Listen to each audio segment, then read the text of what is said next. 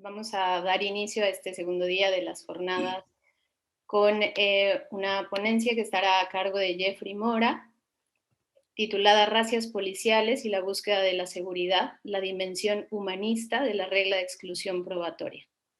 Jeffrey Mora es máster en razonamiento probatorio por las universidades de Girona y Génova, director del Centro de Estudios Jurídicos y Razonamiento Probatorio de Costa Rica y juez penal de la República de Costa Rica. Jeffrey, te cedo el uso de la voz por 30 minutos para después escuchar a tu contraponente. Adelante, Jeffrey. Muchas gracias, Marianela, y buenos días y buenas tardes respectivamente a todos y todas. Es un verdadero placer estar con ustedes. Como decía ayer René, pues es bastante intimidante también, ¿verdad? Con la plana que integra el auditorio y pues realmente un verdadero honor poder compartir con ustedes. Voy a compartir pantalla, si me lo permiten. Muy bien, pues la idea en estos 30 minutos será exponer algunas de las ideas esenciales que se plantean, digamos, de manera más amplia en el paper, en virtud de que también, pues, en el documento escrito se hace cierta síntesis del estado de la cuestión en cuanto al tratamiento de la regla de exclusión probatoria y el tratamiento de la prueba ilícita en general, de manera que la idea, pues, acá es presentar algunos de los aspectos quizá que pueden generar alguna polémica, que pueden representar alguna situación más o menos novedosa y pues someter estos a la discusión en este foro. Lo primero es que, como todos sabemos, el tema de la regla de exclusión siempre se ha planteado desde una perspectiva muy compleja, ¿verdad? El abordaje ha sido bastante complejo, y esto se da, me parece, en virtud de que no solamente se tratan de aspectos que no están integrados generalmente dentro de los diseños procesales de nuestros países, es decir, se plantea por lo general una regla de exclusión de prueba ilícita, pero no se establecen las excepciones y otros aspectos que más bien son de alguna manera trasplantados de otros sistemas, específicamente del modelo anglosajón y del sistema estadounidense y de la construcción que se ha generado en el seno de la Corte Suprema estadounidense. Pero donde podríamos estar quizá de acuerdo es en que se trata de uno de los puntos, digamos, álgidos en cuanto a la problemática que representa en el tratamiento doctrinal y que ha representado a lo largo del tiempo en el tratamiento doctrinal y jurisprudencial. La cita que ustedes ven en pantalla de Samuel Walker, me parece, ya después pensé que es un poco sexista para este momento, pero bueno, el libro es de 1989, las cosas eran diferentes en ese entonces, pero sí deja ver, ¿verdad?, precisamente ese entramado que suele estar asociado al tema de la prueba ilícita y las reglas de exclusión. Desde el título, lo que he querido plantear con cierta sorna es algún ejercicio comparativo entre esta alusión que se integra en la declaración, en el preámbulo propiamente de la Declaración de Independencia de los Estados Unidos con respecto a la búsqueda de la felicidad, y lo planteo en términos de la búsqueda de la seguridad. Me parece que el tema de buscar la seguridad, ¿verdad?, como si fuera una perspectiva global, completa, esa noción de completitud en el concepto de seguridad, que me parece es absolutamente pernicioso en los programas, digamos, políticos de los estados, es lo que ha nutrido la invasión, digamos, de parcelas de libertad de las personas, y que viene a su vez a plegar un poco la forma en que se está tratando la prueba ilícita, ya en la práctica, ya en la vida real, y que amenaza, me parece, también con hacer que los estados, aún formalmente democráticos, transiten a una fórmula cada vez más cercana al totalitarismo. Esta frase de William Pompe, que a mí me encanta, es un pensador de la escuela de Utrecht, su pensamiento de alguna manera ha sido ajeno a Latinoamérica, también por la barrera idiomática, generalmente sus escritos están en holandés antiguo, y no es hasta que Zaffaroni pues genera algunas traducciones en una edición, en una colección, perdón, de Editorial de Diario fantástica que se llama Penalismo Olvidado, y empieza a rescatar algunos conceptos de estos pensadores, no solamente de Pompe, sino de otros pensadores de la escuela de Utrecht, y creo que este es el punto sustancial. Vamos a ver, partiendo de que existen peligros cada vez mayores en nuestras sociedades, ¿cómo vamos a regularlos? ¿Cómo vamos a enfrentarlos? ¿Por medio de desconfianza destructiva o bien por confianza creativa? Yo claramente pienso que tendríamos que optar por la segunda opción, valga la redundancia. Ahora bien, también utilizo desde el título del paper el concepto de racia, y esto es, ustedes ven ahí el origen árabe, y básicamente representa una redada policial. La palabra no es usual en nuestro medio, salvo en Argentina, en donde sí se utilizó principalmente relacionada con los tristemente célebres operativos policiales fraguados que se dieron en años posteriores a las dictaduras de las juntas militares, en donde la policía, para inflar estadísticas, esto se supo después en investigaciones ya entrados en el año 2000, se sembraba de alguna manera evidencia en las estaciones de metro, se abordaba a la gente, a las personas que estaban allí, usualmente pidiendo trabajo, buscando trabajo, y pues evidentemente eran procesados como autores de deportación o tráfico de estupefacientes, etc. Entonces ven la gravedad de la situación. Y he querido utilizar esta palabra precisamente porque, vean, al menos en Costa Rica, y creo que esto ocurre en muchos países de Latinoamérica, hay una tendencia clarísima a la utilización de eufemismos. Aquí en Costa Rica a estas racias se les denomina megaoperativos, ¿verdad? Un megaoperativo parece que tiene ese tinte de legalidad, pero no es más que una vulgar redada, así de fácil, ¿verdad? Y esta línea de utilización de eufemismos no solamente se da en la actividad, digamos, del Ejecutivo tendiente a invadir derechos fundamentales de las personas, sino también en resoluciones judiciales, ¿verdad? Hay una tendencia como a matizar las evaluaciones, y a mí esto realmente me causa cierta náusea, cierta repulsión. Yo creo que cuando se trata, cuando estamos frente a un disparate, hay que decirlo tal cual, no solamente, reitero, en actividades propias del Ejecutivo, en resoluciones judiciales, sino también en la parte académica, como nos recordaban ayer Carmen y Jordi, ¿verdad? Que a veces nosotros siquiera en estos ejercicios académicos en Latinoamérica estamos acostumbrados a que se nos confronte con fortaleza nuestras ideas, ¿verdad? Y separar lo que es la persona de la idea. Y yo creo que esto invade también otros ámbitos de nuestro quehacer. Entonces, de alguna manera, lo que he querido también es evitar esa línea eufemística en la construcción del discurso jurídico, sea venga de donde venga. Pues bien, planteando algunos aspectos generales sobre el tema que nos ocupa, sobre la prueba ilícita, el Código Procesal Penal costarricense sigue la línea de muchas codificaciones del área, tiene su base en en el Código Procesal Penal de la provincia de Córdoba en su momento, y el Código Procesal Penal Modelo para Iberoamérica del 88.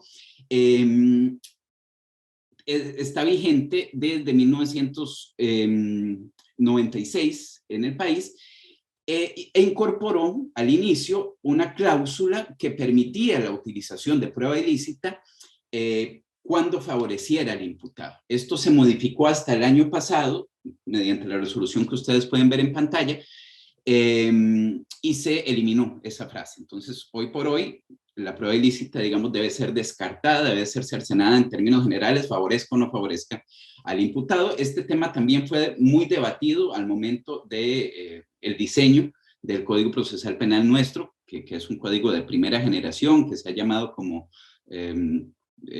digamos, mixto de alguna manera, marcadamente acusatorio, pero mixto. El otro punto que me gustaría resaltar desde ahora es que el modelo, digamos, de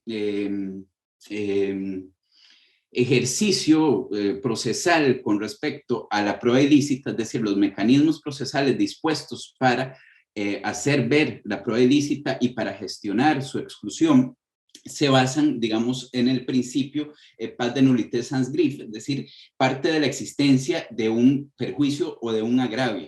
Es decir, sin agravio no hay nulidad. Esa es la lógica de nuestro modelo de actividad procesal defectuosa.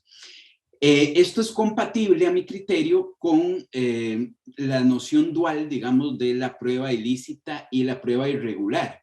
Yo aquí, ustedes verán en el paper, también tengo algunas consideraciones. A mí me parece que, por ejemplo, Manuel Miranda Estrampes, que es un autor que yo admiro muchísimo, me parece absolutamente preclaro y es uno de los autores que ha tratado de mejor manera el tema de la prueba ilícita sin lugar a dudas, participaba del criterio de establecer una concepción amplia de la prueba ilícita, en el sentido de que aún los actos que no implicasen la afectación nuclear de derechos fundamentales, pero que fueran una norma, digamos, procesal que regulara aspectos probatorios, tendrían que considerarse, digamos, bajo el mismo concepto de prueba ilícita y que eso sí, podría utilizarse la noción de utilizabilidad para excluir o no del proceso esos elementos. A mí me parece, no deja de parecerme útil de alguna manera la diferenciación conceptual entre prueba ilícita y prueba irregular. Eso sí, partiendo de un entendimiento, una comprensión amplia de lo que es un derecho fundamental, porque si no, vamos a ver, terminaríamos vaciando de contenido de los derechos fundamentales y entendemos que casi nunca se afectan nuclearmente, ¿verdad? Y es que esta porosidad sobre la noción del derecho fundamental, qué es y además cómo se afecta o cómo se afecta la parte nuclear, es un tema también muy plegable, muy flexible a cuestiones, digamos, ideológicas, políticas de aplicabilidad de las normas. Que como decimos ayer un poco, compartiendo de la intervención de Gabriel Righetti, la estructura, es decir, la arquitectura de los poderes judiciales van a tener muchísima relevancia a la hora de evaluar, digamos, la operatividad del sistema, es decir, cómo resuelven los jueces en la vida real. Parece que esa flexibilización ideológica política, es decir, para ponerlo en claro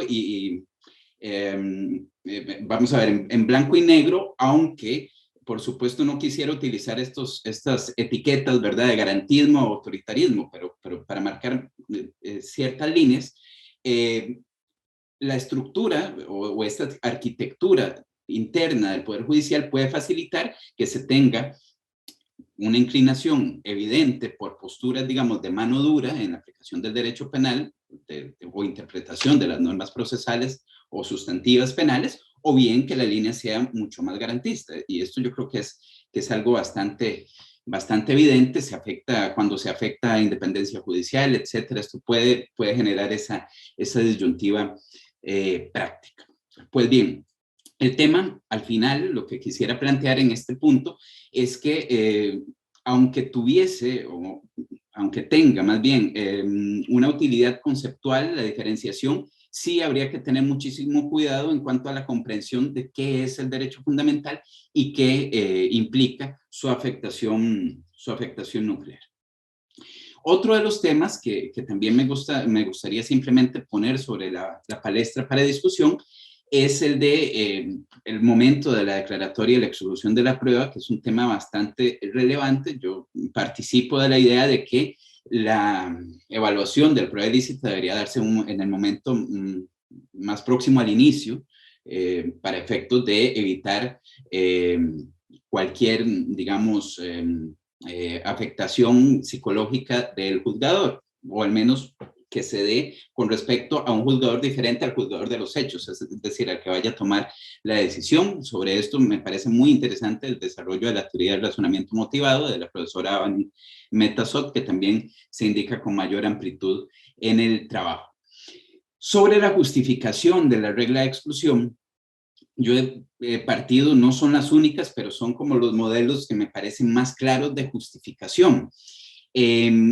Participo también de la idea de Jordi Ferrer en cuanto a que el objetivo de averiguación de la verdad tiene una preferencia estructural, tanto en el proceso penal como en cualquier otro proceso probablemente.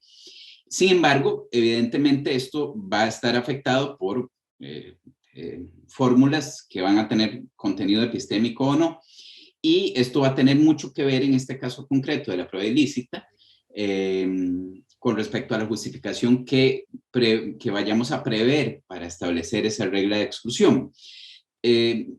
Ustedes saben que en un primer momento, partiendo, digamos, de la estructura que se ha generado jurisprudencialmente en la Corte Suprema de los Estados Unidos, se fundamentó, digamos, en la protección de derechos fundamentales, y hoy por hoy los diseños procesales latinoamericanos parten, por lo general, de esa tutela. Es decir, cuando hay afectación de derechos fundamentales, la prueba sería ilícita y debería de ser excluida como una regla general.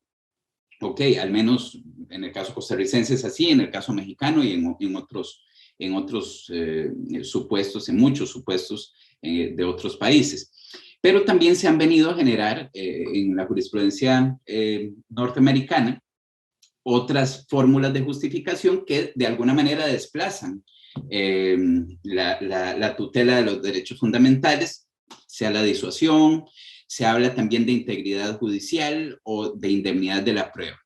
Esto también está expuesto de manera más amplia en el paper y no me gustaría detenerme mucho acá. Simplemente quisiera decir por el momento que yo creo que son compatibles. Todos estos mecanismos de justificación pueden pervivir juntos.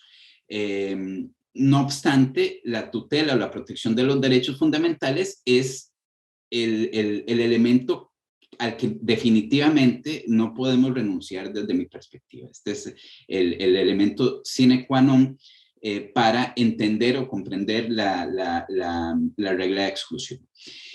Sobre eficacia y refleja, lo único que voy a decir por el momento es que también lo sabemos, creo, ha tenido una recepción amplísima en el continente. Y al menos en el caso costarricense, en un primer momento, cuando la Sala Constitucional servía para algo, es decir, cuando tutelaba derechos, ha habido una retracción en las fórmulas de protección que se establecen desde la Sala Constitucional. Para ponerles un ejemplo, desde hace más o menos 20 años, la Sala Constitucional costarricense no declara con lugar un habeas corpus y ordena libertad. Declara con lugar a veces, muy pocas veces, habeas corpus, pero mantiene la detención de las personas imputadas. Un disparate. Esto es un disparate y hay que decirlo claramente. Pero bueno, en un primer momento, vean, en el 92 se decía, para tratar eventualmente prueba ilícita, lo que debemos hacer es un ejercicio de supresión hipotética, es decir, nos planteamos como que la prueba no existe, cercenada esta, se va a caer, por supuesto, la prueba en sí, pero también toda la que depende de ella.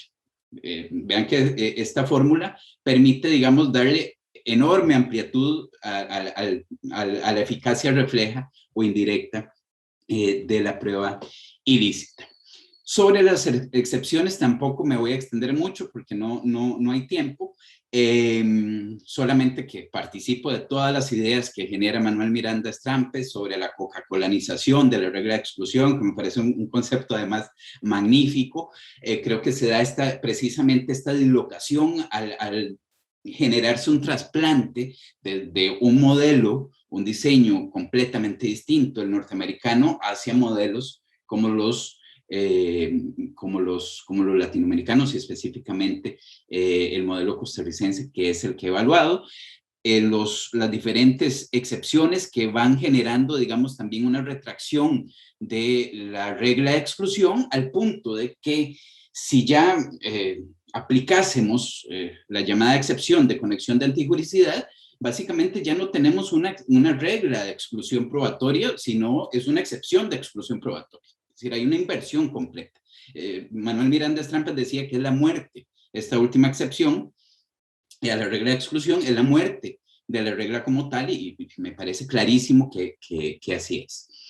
Ahora, el tema álgido quizá del paper es la evaluación de esta propuesta de Jordi Nieva Fenol sobre la visualización de una única excepción a la regla de exclusión, y nos dice Nieva que esta se plantearía en los siguientes términos. Bueno, cuando la entidad de lo descubierto es tan notoria que pese a vulnerar derechos fundamentales, no se debe sospechar de manipulación policial.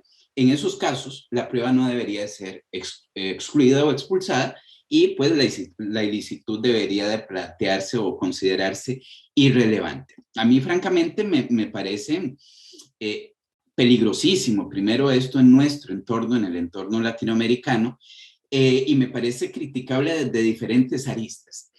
Aquí ustedes ven, digamos, 4 críticas puntuales. 2 de estas son de Jordi Ferrer Beltrán, al menos de mi interpretación, ¿verdad?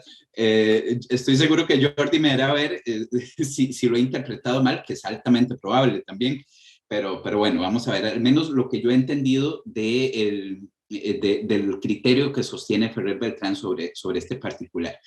La primera crítica es que el concepto de notoriedad que utiliza Nieva es básicamente ininteligible.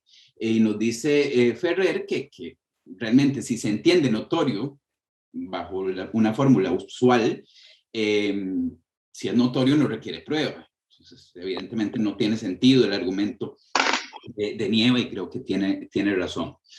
El segundo es con lo que yo consideraría también una falacia de petición de principio o bien de afirmación del consecuente, porque aquí Jordi Ferrer nos dice, bueno, parece que si no entendemos notorio bajo la noción usual, de lo que se trataría la propuesta de Nieva es de que exista una corroboración fuerte de la hipótesis acusatoria con ese hecho que se descubre, digamos, por una vía espuria.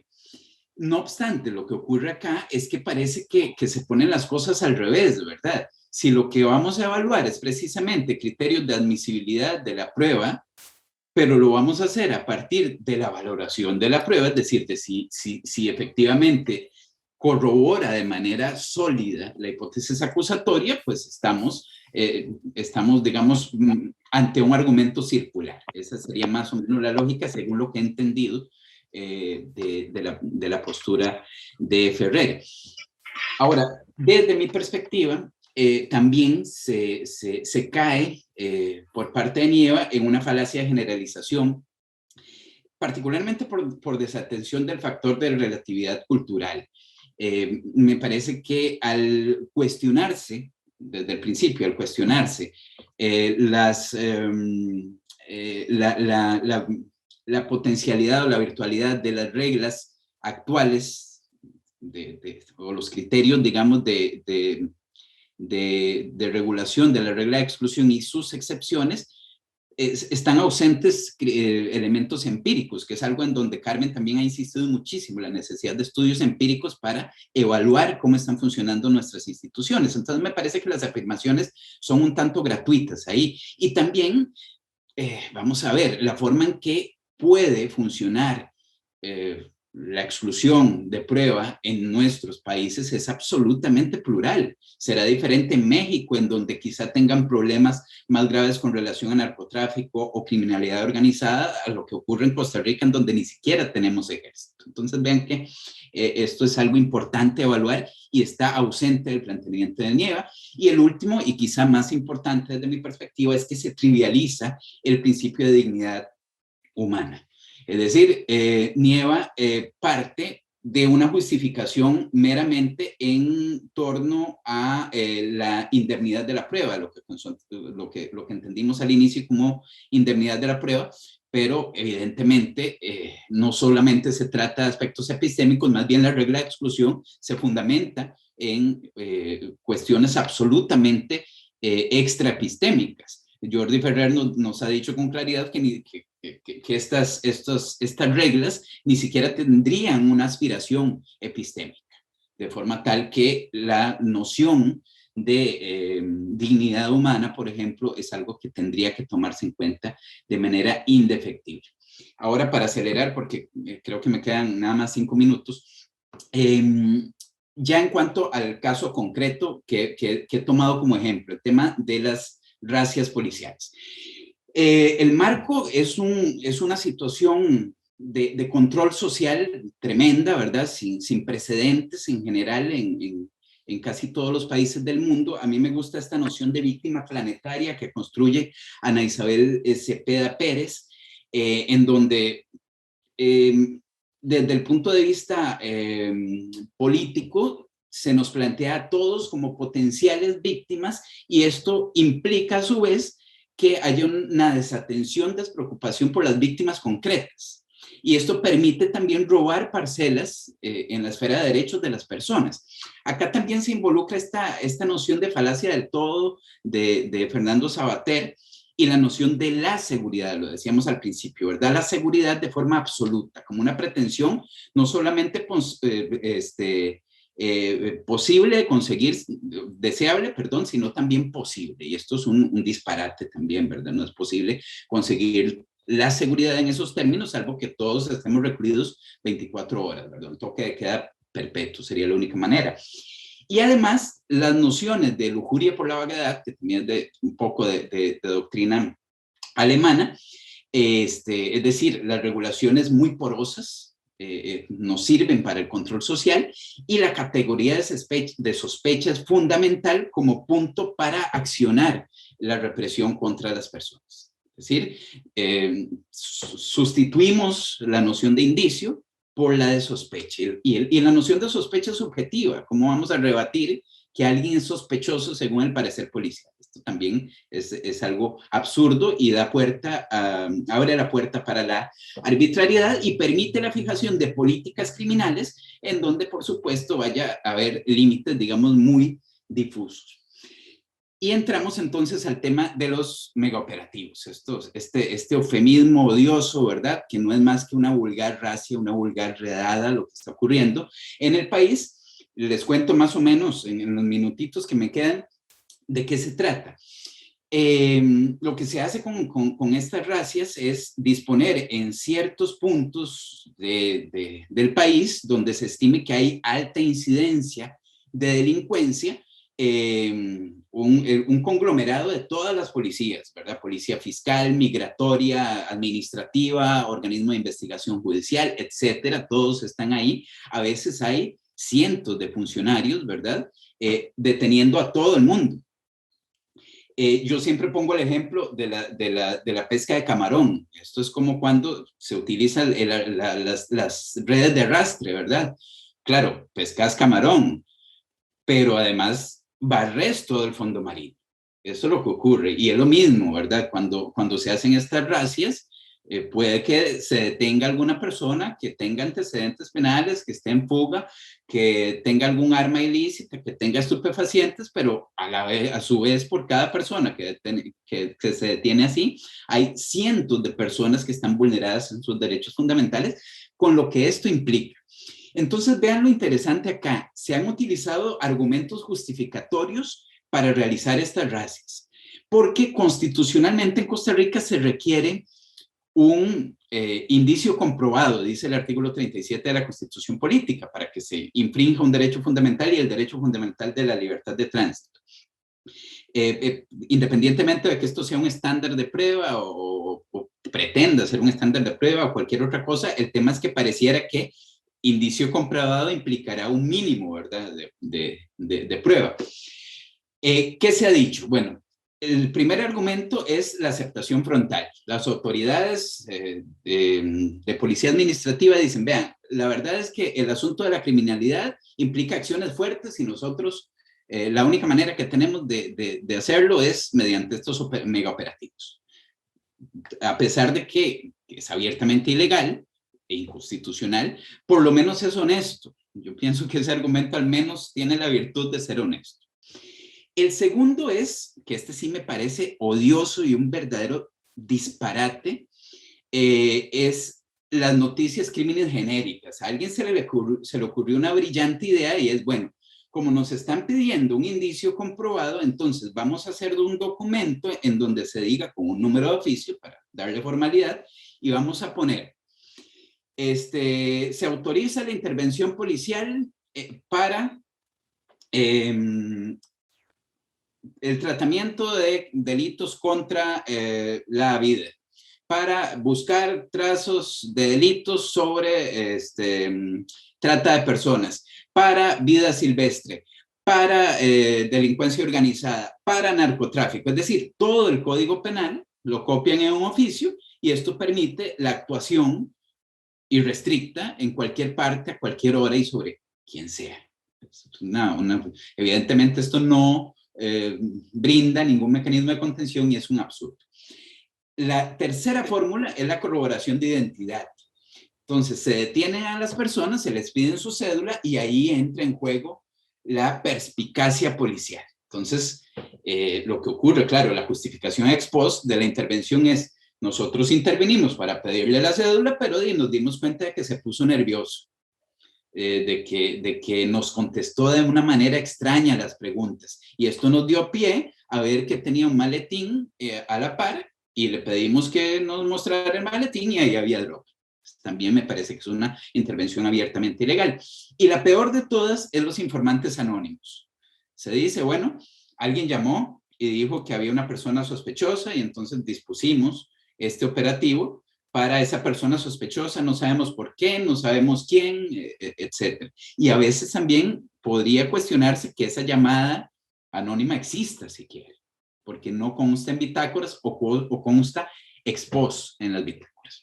Básicamente ese es el planteamiento. Jurisprudencialmente acá se interpretó por la máxima sala penal de Costa Rica. Vean el disparate absoluto, es que esto sí es una barbaridad, que el artículo 37, que habla de la Constitución Política, que habla de indicio comprobado a comisión de un delito, no excluye la denuncia anónima. Es decir, ¿cómo puede ser un indicio comprobado algo anónimo? Me parece, incluso gramaticalmente es algo absurdo, ¿verdad? O sea, no tiene sentido, pero bueno, esta es la jurisprudencia que está rigiendo en el país. Ya para cerrar y disculpándome por haberme pasado hasta el momento 2 minutos, creo yo también con Pompe que el derecho penal debe ser humano o no ser. Aquí me separo un poco también de estas nociones generalizantes de garantismo, sino meramente, digamos, de aplicabilidad del derecho en el marco de un Estado de Derecho, precisamente, de corte liberal. Creo que es necesario también repensar la doctrina de la exclusión de la prueba y las excepciones, pero sin renunciar, por supuesto, a la tutela de los derechos fundamentales. Y con respecto a estos, creo que debe imponerse una lectura autopoética, es decir, en donde tengan virtualidad propia, ¿verdad? Tengan una justificación propia. En algún momento escuché al doctor Ferrer referir, digamos, como crítica de la justificación de la regla de exclusión en la tutela de los derechos fundamentales, que finalmente el derecho fundamental ya se lesionó. Entonces, ¿por qué excluir la prueba? ¿Por qué no partir mejor del principio general de inclusión? En el tanto, si lo que se quiere eventualmente al excluir la prueba es ser ejemplificante para que no se dé en el futuro, ya la justificación no serían los derechos fundamentales, sino que sería precisamente la persuasión. Yo creo que tiene razón don Jordi en esta crítica. No obstante, pierde sentido la tutela del derecho fundamental como tal. Es decir, no tiene que tener un fin pragmático, sino la tutela por la tutela. Es decir, el derecho fundamental tiene una virtualidad propia. Por eso digo que se impone una lectura autopoética. De lo contrario, terminaríamos, como decía Galeano, con una protección de tinta y dignidad de papel con respecto a los derechos fundamentales. Entonces, me parece que esto es fundamental entenderlo. Y en cuanto a el tema de las racias policiales, que ha sido el ejemplo, yo creo que tienen que ser desautorizadas completamente. Esto es una barbaridad. En Costa Rica tenemos este cuento de que como no tenemos ejército, y nuestro ejército son los niños, ¿verdad? Y todos estos eufemismos que hablábamos al inicio, como que no existe esa idea de que dar mucho poder a las autoridades represivas implica un riesgo absoluto para nuestros derechos y que estamos, lo decía ayer, a un dictador suelo de que nos convirtamos en un estado totalitario sin necesidad de variar una coma del diseño procesal. Es que es un aspecto ideológico y decía, a mi criterio, digamos, más estructural del Poder Judicial, digamos, más arquitectónico del Poder Judicial que un tema normativo. Entonces, vean, creo que esta práctica y cuando se empiezan a ceder derechos fundamentales o la invasión de derechos fundamentales por parte de las autoridades es algo peligrosísimo y creo que otros países del área que han tenido mayores problemas de guerras internas, de dictaduras recientes, lo saben mucho mejor que lo que podemos entender a veces de manera ingenua los costarricenses. Y bueno, y la imagen por ahí que ustedes ven de un famoso video que circuló en internet, me parece que se ajusta a esta referencia de Peters, que también es de la escuela de Utrecht, que dice, bueno, al final la tarea jurídica del derecho penal no es policing society, sino policing the police, precisamente. Ahí está el punto y la noción central que quería plantearles. Me disculpo por haberme pasado y gracias por la atención. Muchas gracias, Jeffrey. Los minutos fueron menores y la ponencia es sumamente interesante y lamentablemente pertinente para muchos de nuestros países de Latinoamérica. Ahora damos paso a nuestro contraponente, que es Daniel Pisfield. Él es magíster en razonamiento probatorio por la Universidad de Girona, España, y la Universidad de Génova, Italia. Magíster en Derecho Procesal por la Pontificia Universidad Católica del Perú. Maestría en Ciencias Penales por la Universidad Nacional Mayor de San Marcos. Abogado por la Universidad Nacional Mayor de San Marcos. Especialista en Derecho Penal, Derecho Constitucional y Derecho Procesal. Actualmente se desempeña como jefe del Gabinete de Asesores del Ministerio Público del Perú. Daniel, tienes 15 minutos para la contraponencia, por favor.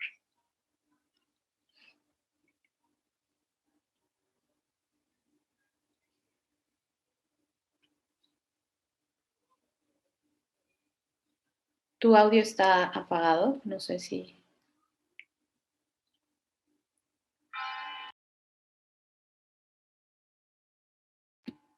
No te escuchamos, Daniel.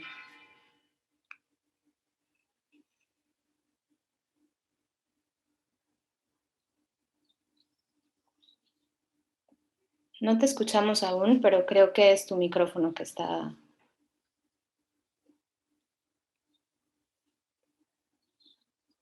Aló, muy buenos días con todos y todas. ¿Cómo están? Disculpen. Buenas tardes a algunos.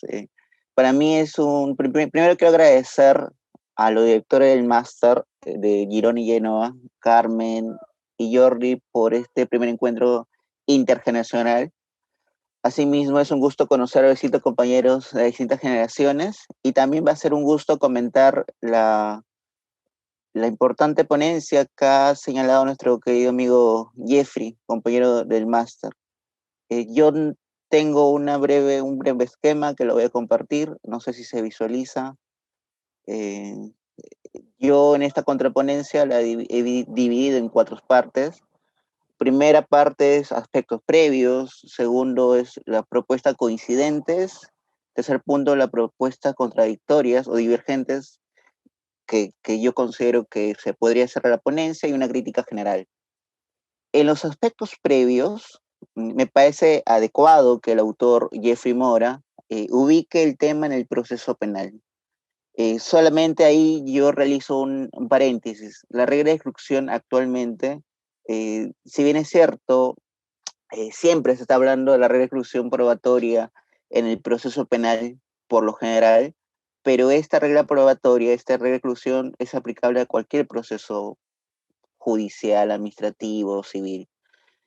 Hay una sentencia para mí que refiero mucho, en la 114 del año 84 de España, del Tribunal Constitucional Español, que inicia un proceso a evaluar esta regla de exclusión en el ámbito laboral. Luego ya se traspasa a la ley orgánica, por judicial, y ese es un claro ejemplo que este tema también puede ser abordado desde otro punto de vista.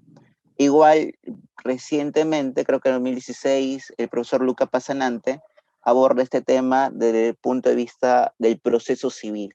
Entonces, para este tema me parece muy bien ubicado en el doctor Jeffrey Mora que plantea, pero esto puede ser visto de puntos de vista distintos. Ahora, también me parece importante, como aspecto previo, que el profesor Jeffrey Mora ubique este tema en el conflicto que se ha mencionado, la existencia entre el que es el proceso penal en sí. Esto es el conflicto entre el poder estatal y los derechos fundamentales, lo que muchas veces se ha denominado en la doctrina como la antinomia funcional. Eh, ¿Por qué? Porque hay una clara referencia entre la posesión del individuo versus la potestad del Estado en esta búsqueda de sanción al individuo. El profesor Jeffrey Mora eh, resalta en la que en la sociedad actual existe una lucha contra la delincuencia y ante necesidad de seguridad se está trivializando la libertad y los derechos fundamentales de la persona. El autor denomina raza policial justamente la actividad policial que acompaña a esa práctica con otra función del Estado. Y justamente resalta esta tensión entre la seguridad y la libertad en el proceso penal. Eso como aspecto previo. Ahora, yo coincido con Jeffrey en esta propuesta de ubicar esa tensión para evaluar la regla de exclusión, esta tensión del Estado y entre el Estado y los ciudadanos. Considero que es un buen punto de partida, un adecuado punto de partida para abordar la regla de exclusión. Creo que queda claro que si bien es cierto, actualmente se menciona que la prueba debe tener una finalidad epistemológica, esto es tender a la consecución a la verdad. Como sabemos, la prueba se desarrolla en un ámbito institucional, en un contexto institucional, y justamente la regla de exclusión, unas limitaciones institucional, dado los derechos en juego. Entonces, en base a ello, estoy de acuerdo con este punto de partida. También coincido con el profesor Jeffrey Mora en la conceptualización restrictiva de la prueba ilícita. Ya bien lo explicó el profesor Mora, el amigo Mora, que podría haber una concepción amplia, pero eso tal vez las consecuencias no son las más prácticas. Por eso que lo que se denomina prueba irregular o una actividad defectuosa, él lo considera que esto podría ir ser compatible con el régimen de nulidad de los actos procesales. Entonces, eso también es un punto que resalto de su ponencia. También coincido en que menciona que la eficacia de la regla de exclusión en la prueba ilícita en los últimos 20 años se ha ido relativizando por diversas acciones que ya se menciona en su ponencia y acá lo graficó brevemente en ponencia oral, ¿no? Y como cuarto punto coincidente al profesor Mora, es la crítica hacia Jordi Nieva. Yo comparto la crítica, es decir, parecería que instrumentaliza en su concepción al ser humano. Segundo, parte de generalizaciones que no necesariamente lo comparto. Y tercero es que su evaluación es más ex post que es antes en este tema. Entonces yo en este tema sí comparto. Ahora, como es una contraponencia, quiero resaltar los puntos que no estoy de acuerdo incluso a veces noto algunos problemas que Jeffrey critica a Jordi Nieva. Lo voy a explicar. Primero, no coincido en la idea principal del artículo o la ponencia que es la delimidad las racias, ¿no? Que contribuyen a la lesión de hechos fundamentales. si bien cierto, lo contextualiza en su país, pero no veo un dato que contraste ello, ¿no? Creo que lo ha citado Jeffrey hoy día una jurisprudencia que menciona que es la idea general de que señala en Costa Rica, pero a lo largo de su ponencia escrita no he visto un dato que contraste ello, ¿no? Esa generalización. En todo caso, faltaría ahondar ahí. En cuanto a Perú, yo sí te comento que si bien es cierto hay operativos, eh, los operativos a veces tienen siempre conllevado a la presencia del fiscal y generalmente en caso de allanamientos o cuando habla de lesiones o restricciones de derechos fundamentales, siempre va a estar o trata de estar latente la autorización judicial. Entonces, la generación que mencionas podría conllevar, para mi criterio, quitar solidez a tu afirmación, ¿no? En todo caso, faltaría contrastar con alguna data, una data mayor para ello. Otro punto que no me muestra de acuerdo, aunque sí con el nombre, es la afirmación de una suerte de cocolanización. Creo que lo tomas el nombre de parte de Miguel Stampes en un artículo que se menciona.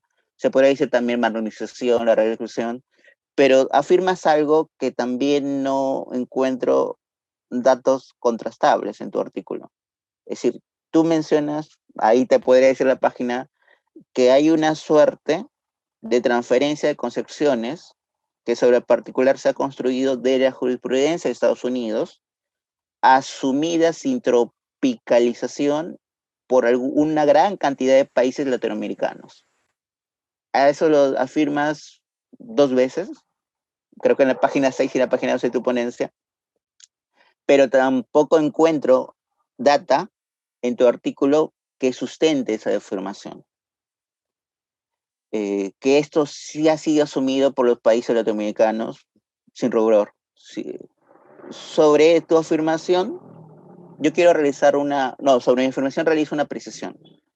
Si leemos literatura, doctrina, es decir, tanto iberoamericana, de Colombia, Argentina, si vemos que como punto inicial se parte de sus orígenes, es decir, la regla de exclusión en el sistema norteamericano.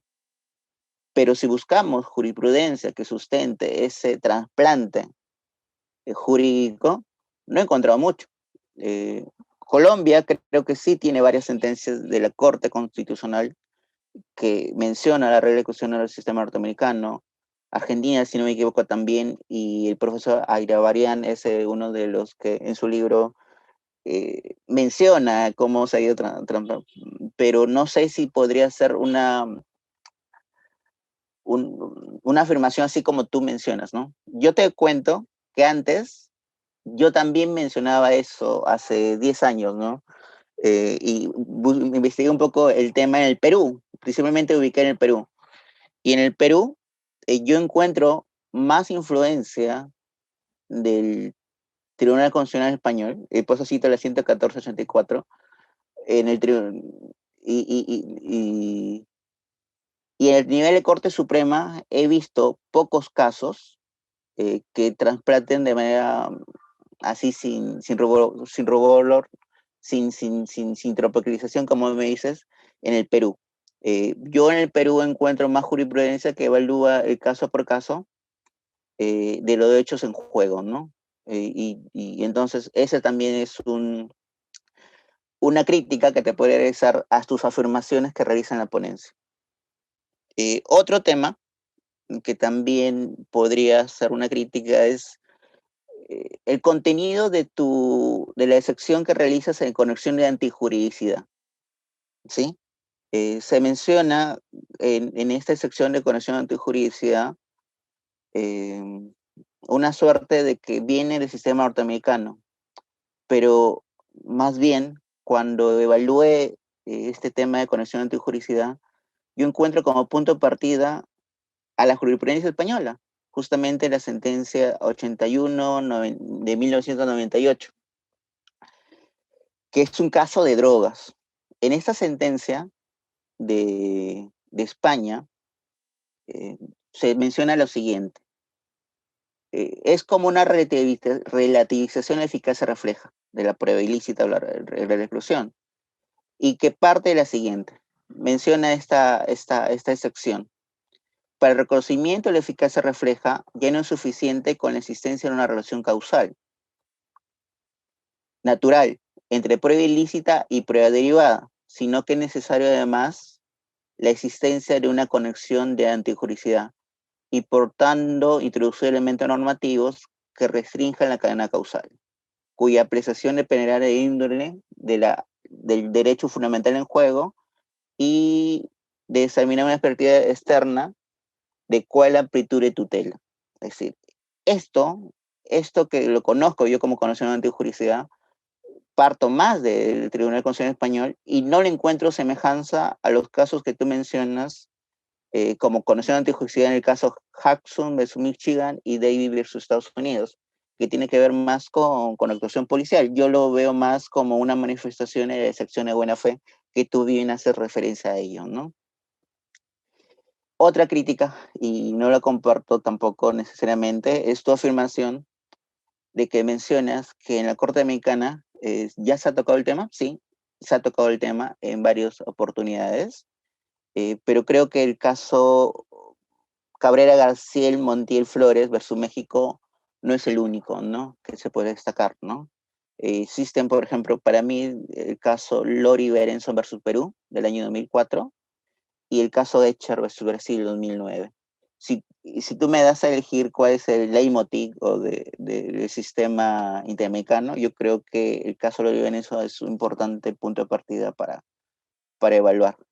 Entonces, estos son los temas, los 4 puntos que no compartiría de tu ponencia. En todo caso, creo que faltaría contratar alguna data o hacerlo más empírico, si es que para no caer en generalizaciones, ¿no? Y creo que esa es mi crítica general a tu ponencia. Querido amigo Jeffrey, me pareció muy interesante leer tu ponencia. Hay conceptos bien desarrollados, definiciones también, pero creo que en algunas afirmaciones que ya se han dado precedentemente, que no concuerdo necesariamente, faltaría una contrastación empírica, ya sea en casos concretos, tal vez en jurisprudencia, para no caer una suerte de generalización sin ese contraste debido. Eso es lo que puedo señalar. Más bien, Jeffrey, me parece interesante tu ponencia y me llamó la atención tu título, es decir, la dimensión humanista de la regla de exclusión. Entonces, yo te quisiera preguntar, ¿cuántas dimensiones tiene la regla de exclusión? Es decir, yo entiendo que podría ser más de una, ¿no? Si tú hablas de humanista, ¿hay otra dimensión no humanista? Eso es lo que te quisiera comentar y más bien agradecer a todos por esta breve contraponencia de ideas. Gracias, Carmen, gracias, Jorge. Gracias, María Elena. Gracias, Jeffrey. Muchas gracias, Daniel, más con la precisión, con el tiempo. Jeffrey, quisieras darle respuesta a Daniel en un momento. Antes les recuerdo que pueden hacer preguntas levantando la mano de forma virtual. También, si quieren pedir la palabra por el chat, voy recabando sus nombres. Tenemos ya 3 manos levantadas, entonces le doy la palabra a Jeffrey para que pueda contestar a Daniel y luego le damos paso ya a todas las personas que se sumen a la discusión. Jeffrey. Muchas gracias, Marianela. Y muchísimas gracias, Daniel, por la pertinencia de tus apreciaciones.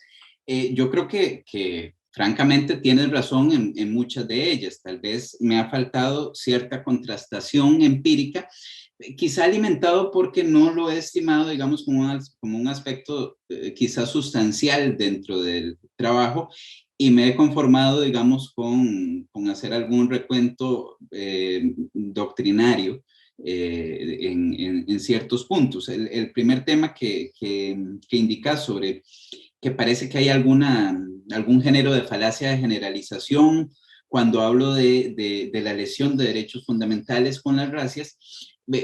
Evidentemente yo parto, digamos, de el modelo de megaoperativos en Costa Rica, en donde no se requiere orden jurisdiccional, es decir, no se requiere, más bien no se utiliza orden jurisdiccional, ¿verdad? En principio tendría que requerirse, pero no se utiliza en la práctica, es decir, es un mecanismo puramente de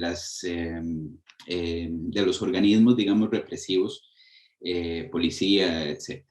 Entonces, ese es el entorno desde donde pues genero esa afirmación.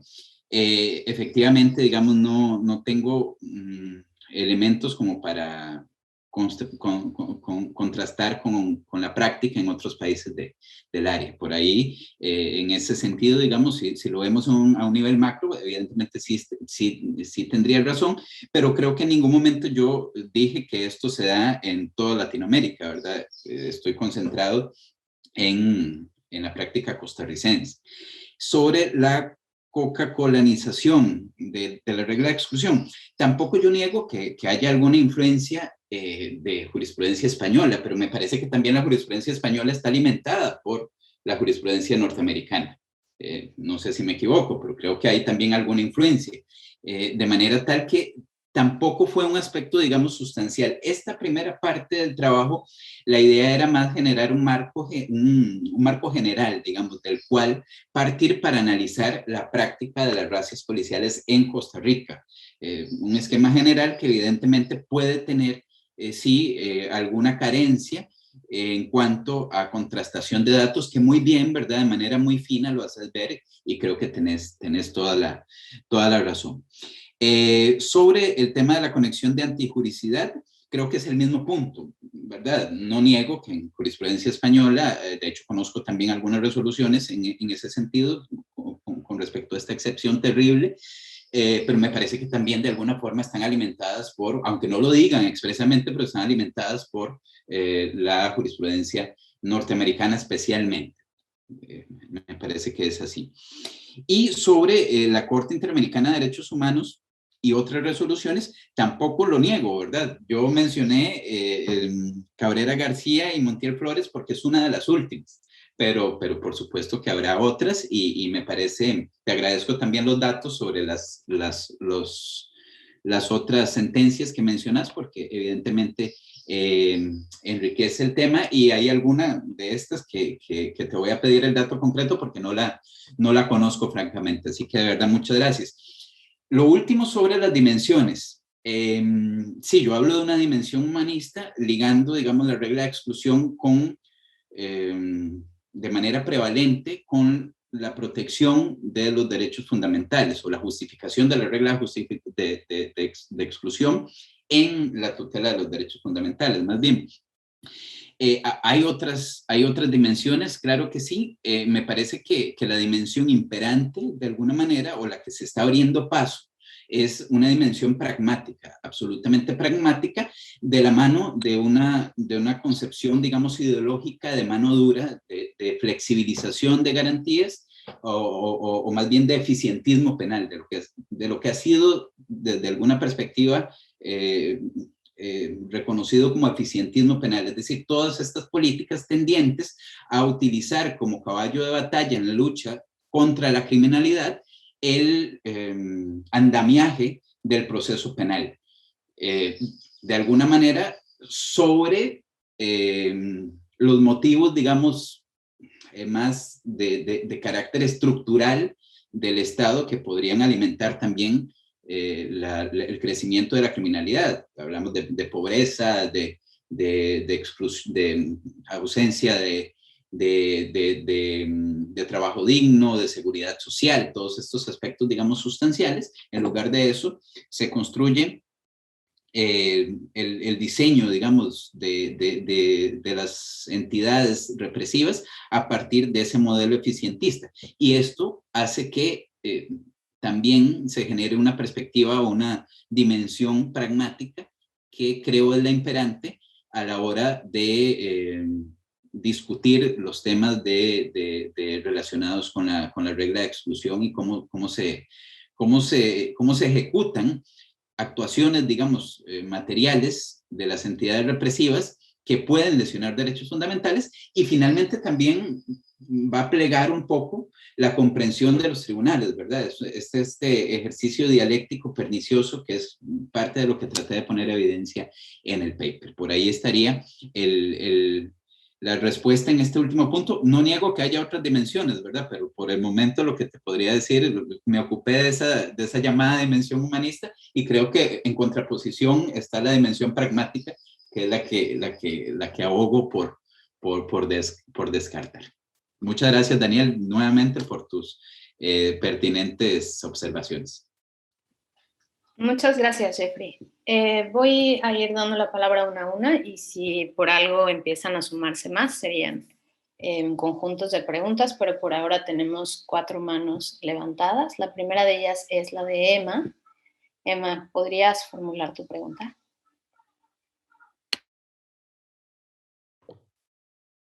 Hola a todos, muy buenas tardes y bueno, buenos días según la otra parte del mundo donde se encuentren. Gracias, Jeffrey.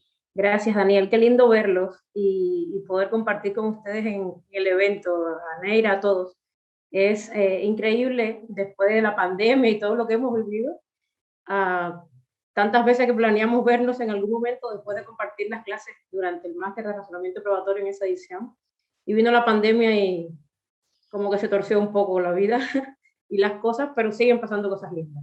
Y eso de verdad que se agradece. Gracias a los coordinadores y a todos, y felicitaciones por las ponencias y las contraponencias y los debates tan interesantes. Tengo 2 comentarios, 3. Jeffrey, me gustó mucho la exposición. Entré justo cuando comenzabas y ya lo había visto en el programa, y es un tema que evidentemente desde algún punto de vista me apasiona. Aunque lo llevaste al contexto propiamente costarricense, con algunas de las problemáticas que acontecen, con acciones de investigación muy propias, a lo mejor de pesquisaje, no sé cómo se le llamará, ya me llamaba la atención el punto este de las racias. O sea, no sabía qué era cuando lo vi en el título, pero bueno, ya luego cuando lo empezaste a explicar en la exposición, pues entendí un poquito mejor. Uno de los comentarios tiene que ver con, percibí una especie de confusión en los fundamentos de la regla de exclusión. Sí que son muchos y responden también a razones diferentes, también a contextos distintos. Hay muchos de los fundamentos que nacen en el contexto estadounidense, por tanto en el contexto anglo, y responden por supuesto a esa realidad, no solo del momento histórico en el que tienen lugar ellos, sino también al tipo de casos a los que responden. Y no sé si al separarlos o mencionarlos de esa manera y luego traerlos al tema que te interesa, que tiene que ver con esa afectación evidente a los derechos fundamentales y a cómo eso quizás tenga que ver con una afectación al Estado de Derecho y demás, pues lo vi un poco, no mal, pero sí forzado. Quizás el salto, el puente hay como que ponerle un poco más de adoquines para que se dé mejor el salto hacia, porque definitivamente, si vamos a hablar de la regla de exclusión en cualquiera de los contextos que querramos, al final tenemos que especificar a cuál de sus fundamentos estamos respondiendo. Y es cierto, y ahí conecto con el segundo de los comentarios, como decías, que tienes claro que no vamos a renunciar al modelo de derechos fundamentales. No, ninguno de los que trabajamos pro ilícita queremos, o temas asociados a regla de exclusión y demás, renunciamos a los derechos fundamentales, pero resulta que una de las maneras o los sentidos en que se le escriben a la pro ilícita tiene que ver con que es la que resulta de la violación de derechos fundamentales, por la que se produce mediante la violación de derechos fundamentales en el proceso de obtención o práctica de la misma. O sea que al final la tensión que está intrínseca en la institución va a tener que ver necesariamente con la vulneración de los derechos fundamentales. Ahora, eso, y voy al tercer comentario, tiene que ver también con la manera en la que se pueda conectar entonces con lo que luego llamaste como regla de exclusión, que también puede responder a la regla de exclusión como que no responde a razones no epistémicas. La regla de exclusión desde que nace por distintas razones, no solo las epistémicas, sino también lo que se le llamó después como razones contraepistémicas. O sea, desde Gilmore, con los defensores de la búsqueda, del objetivo de la búsqueda de la verdad, y cómo esa regla de exclusión y va a estar obstaculizando el logro de ese objetivo hasta tantos defensores o detractores de la propia regla que el propio Jordi Ferrer, Damasca y otros tantos autores pues lo tienen en sus obras. Marina Gascón lo llama como reglas epistémicas y contraepistémicas, o sea, los privileges y otras reglas, cuando vamos a analizarlas en sí mismas, responden a razones epistémicas. O sea, extraer determinadas pruebas va a responder también a razones epistémicas. Y eso es otro de los puntos que también había señalado acá, que es bueno también resaltar en el trabajo, cambiarle quizá el enfoque, porque hay responden a diferentes razones. Y por último, en el caso de Daniel, que sea o no compatible la prueba ilícita con el régimen de las nulidades procesales, Daniel, no tiene que ver necesariamente con la justificación de la institución de la prueba ilícita. Que sea prueba irregular o no, y no sé si recuerdan la última clase de Manuel Miranda Trampes en esa edición del máster, donde estamos todos sentados y consta la foto. Y yo le preguntaba a Manuel ese día, y lo grabé, de hecho le pedí permiso para grabarlo, donde le decía, entonces solo va a ser prueba ilícita aquella que resulta de la violación de derechos fundamentales. No puede ser prueba ilícita también aquella que resulta de otro tipo de vulneración de otro tipo de normas, valga la redundancia, y que va a tener efectos en el proceso. Me decía, vamos a tener que vernos mucho tú y yo, y vamos a compartir en muchos congresos, y la vida no permitió que así fuera, su enfermedad y demás. Pero terminó afirmando que olvidara un poco lo de las concepciones amplias y restrictivas sobre la prueba ilícita, y que pensaron que al final la ilicitud era una actuación en contra de las normativas o del ordenamiento jurídico, y que una cosa es definirla, hablar de concepto, y otra cosa es referirnos a las consecuencias. Si la prueba es irregular, por el tipo de irregularidad que sea, formal o demás, dentro del procedimiento penal, laboral, civil, del que queramos hablar, tiene una consecuencia jurídica asociada a la nulidad absoluta, nulidad relativa o demás, no quiere decir que no tenga eso una conexión necesaria con la definición de prueba ilícita. Ya está. Muchas gracias a ambos, súper interesante. Gracias. Gracias, Emma. Jeffrey, por favor. Gracias, Marianela, y muchas gracias, Emma. De verdad, sé la experiencia enorme que tenés en este tema, así que es un lujo que me des un feedback de esta forma. Nada más yo creo que estoy de acuerdo con lo que planteas, sin duda. Simplemente alguna matización por acá. Nuevamente, yo creo que mi idea al plantear algunos modelos justificativos o justificatorios de la regla de exclusión fue meramente, es decir, no había una pretensión de agotamiento del tema, simplemente era una forma ejemplificativa para aterrizar de alguna manera la idea de que el punto imprescindible que no excluye los demás fórmulas justificatorias es la tutela de los derechos fundamentales, en atención a que ha habido, digamos, o se puede detectar cierta retracción en este elemento justificativo. Por ahí está el tema, y en virtud de que, por ejemplo, el ordenamiento jurídico costarricense o el mexicano, que también lo conozco con alguna amplitud, pues se basa precisamente normativamente en la tutela de derechos fundamentales en cuanto a la regulación de la prueba ilícita y las fórmulas de exclusión.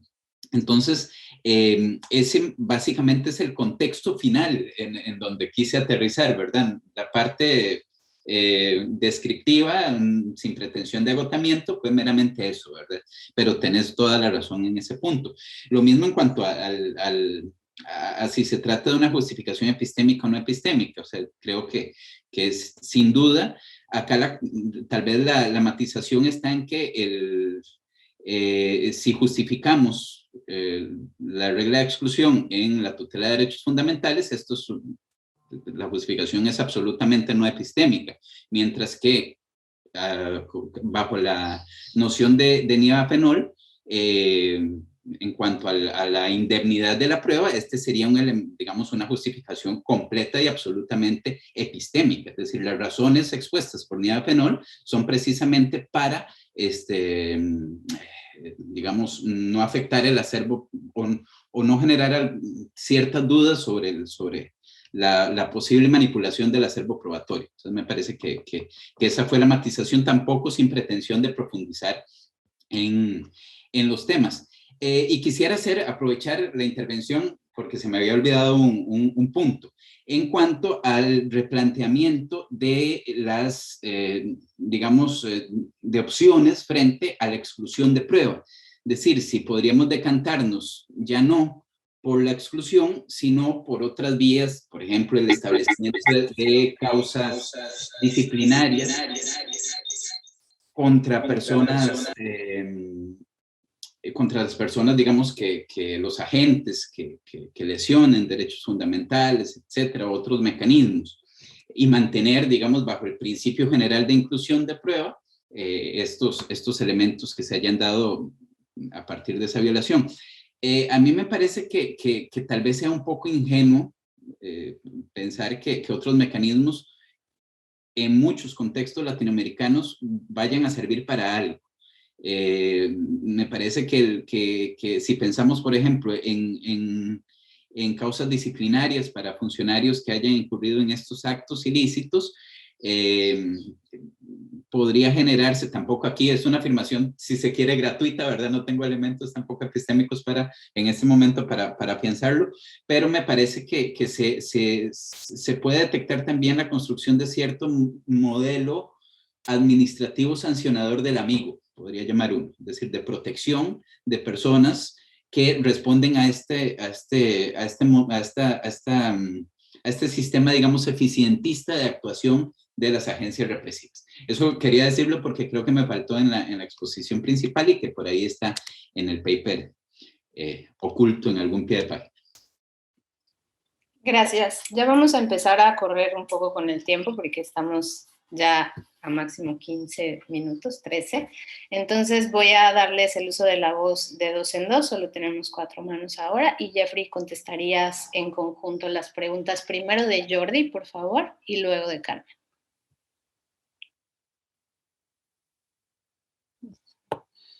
Bueno,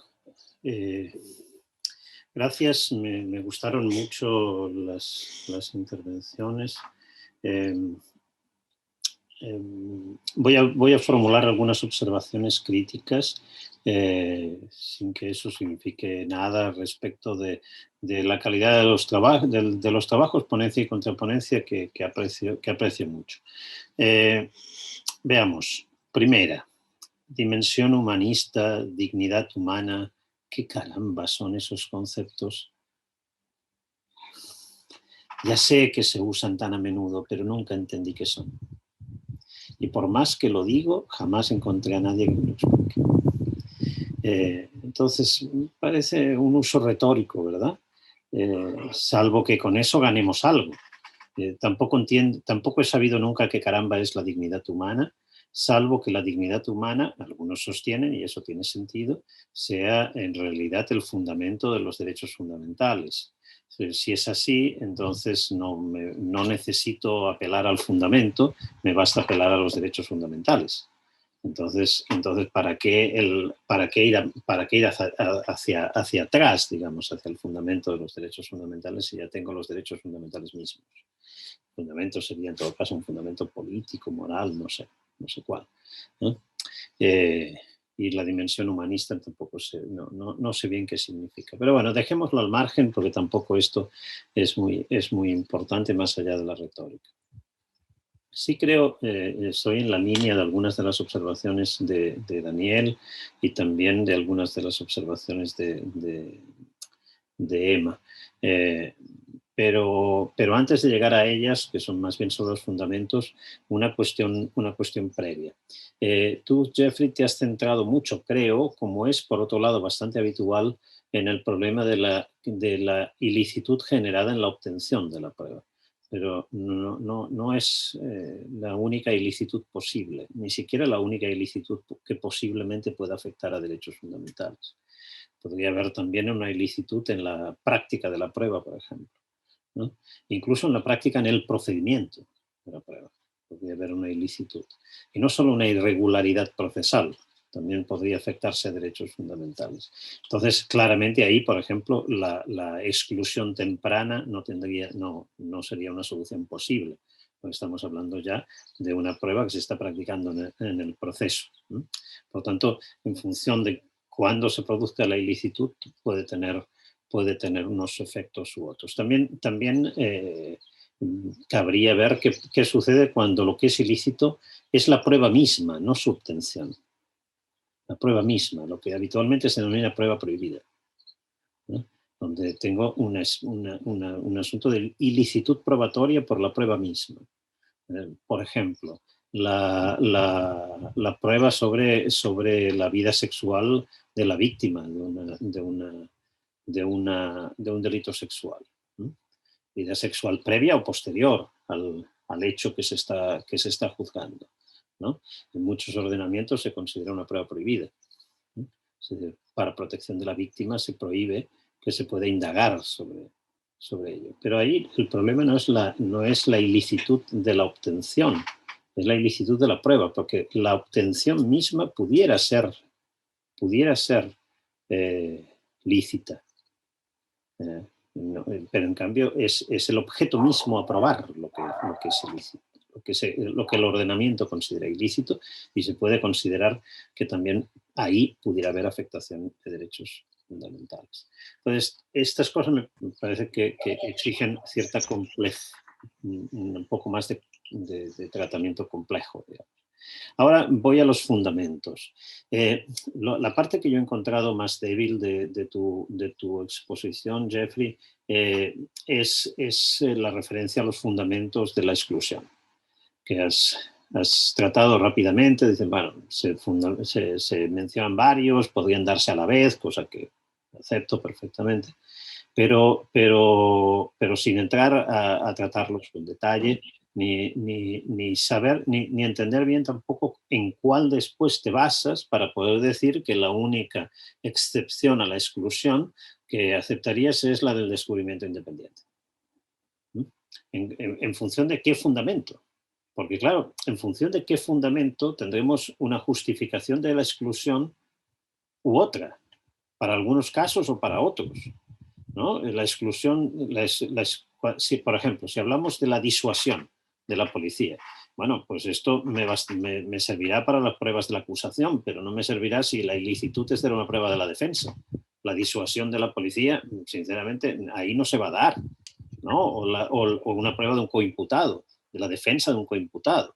El argumento de la disuasión ahí puede no tener ningún sentido, ¿no? Entonces, en función de qué fundamento, voy a tener unas consecuencias u otras. Entonces tú dices, bueno, aquí están todos estos y se pueden dar incluso contemporáneamente. Sí, es cierto, pero ¿en cuáles te basas para poder decir lo que después dices? Y en particular para poder decir que la única excepción es esta de la descubrimiento independiente, ¿no? Y también el asunto de la tutela de los derechos fundamentales. Ahí estoy totalmente de acuerdo con Emma. Creo que eso no está en discusión. Todos queremos la tutela de los derechos fundamentales. El asunto es qué mecanismo es más efectivo. Por cierto, qué mecanismo es más efectivo no es una cuestión teórica, es una cuestión empírica, ¿no? Y por tanto habría que demostrar, y puede ser que varíe de país en país, dadas las circunstancias sociales, etcétera, de cada país. Pudiera ser que un mecanismo, tú lo has dicho bien, has dicho, mira, dados cómo son nuestros países, la sanción disciplinaria a la policía no tendría ningún efecto. Bueno, esto muestra cuál es el mecanismo, y estás haciendo una crítica empírica, es decir, en nuestros países, tal como es nuestros países. Supongo que te refieres a Costa Rica, o a Costa Rica y Latinoamérica, o los países de habla hispana, no sé, da igual, pero países con poca institucionalización y control de los funcionarios públicos, donde eso sucede, entonces sanción disciplinaria no funcionaría. Esto muestra que es un asunto empírico.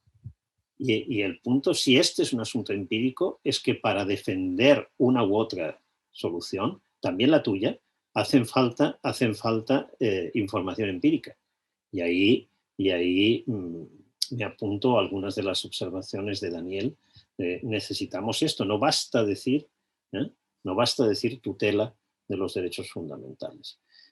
¿En qué medida la exclusión es una tutela de los derechos fundamentales? Porque al final el derecho ya está vulnerado.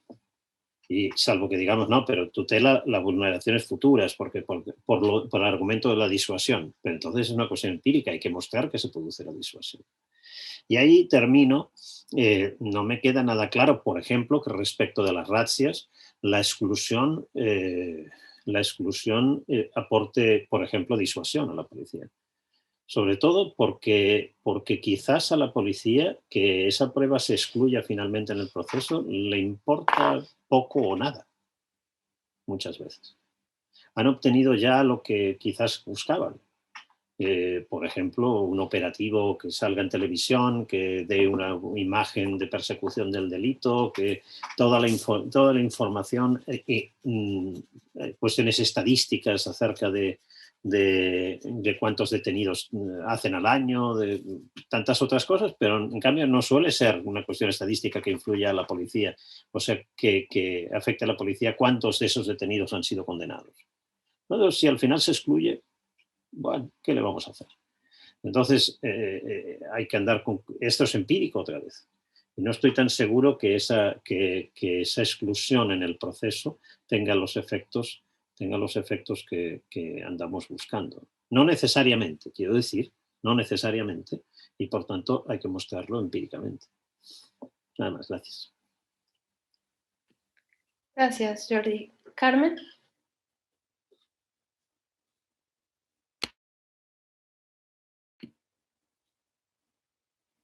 Tu micrófono, Carmen, no se escucha. Perdón. Gracias, Jeffrey. Gracias, Daniel, por la ponencia y la contraponencia. Muy interesante el tema en sí mismo. Yo tengo alguna cuestión, digamos, primero de metodológica, Jeffrey, sobre tu trabajo, ¿no? Porque me parece que cuando empecé a leer tu trabajo, al inicio me parece como muy descriptivo de lo que ya se ha discutido sobre prueba ilícita. Luego vienes a hacer esta crítica a Jordi Nieva y después viene todo este ejemplo de las razzias policiales. Y yo lo hubiese hecho al revés, fíjate, porque el ejemplo es lo novedosísimo de tu trabajo, el que da pie a muchas discusiones muy interesantes que, como te lo decía Jordi ahora, tal vez ni siquiera se queden en materia de prueba ilícita.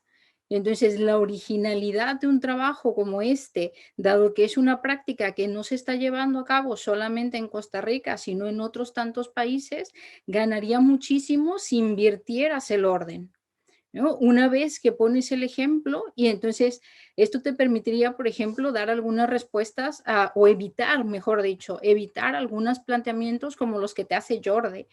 Porque como das cuenta de varios problemas sobre prueba ilícita, pones sobre la mesa, digamos, un montón de posibles debilidades en el trabajo que ni siquiera terminan siendo lo esencial de tu trabajo. Entonces, poner ese foco en este ejemplo, a mí me parecería muy original, mucho más interesante por también esa novedad, y evitarías algunos de los problemas que, por ejemplo, ahora te planteaba Jordi en su presentación, porque simplemente no sería parte de tu trabajo, ¿no? Esa es como una cuestión metodológica. Quizá también tiene algún punto de metodológico mi siguiente cuestión, porque hay dos citas en la página 7 de tu trabajo que me llamaron mucho la atención. Una que me parece claramente equivocado lo que citas o sea, no tu cita, sino lo que afirma Manuel Miranda, ¿no? Que dice algo así como que una errónea concepción del principio de libertad probatoria, incluso de la teoría de la verdad como correspondencia, que sobre la ilicitud de las pruebas, ¿no? Yo diría, claro que no, o sea, una cosa es la teoría de la verdad como correspondencia y otra muy distinta cómo afectamos a la averiguación de la verdad con la exclusión de determinadas pruebas o cómo podríamos colaborar a la averiguación de la verdad o qué límites queremos poner a la averiguación de la verdad, pero no tiene nada que ver con la teoría de la verdad como correspondencia. Son escenarios absolutamente distintos. Y me parece que es un error de Manuel, que comete Manuel, pero que en cambio tú te lo comes.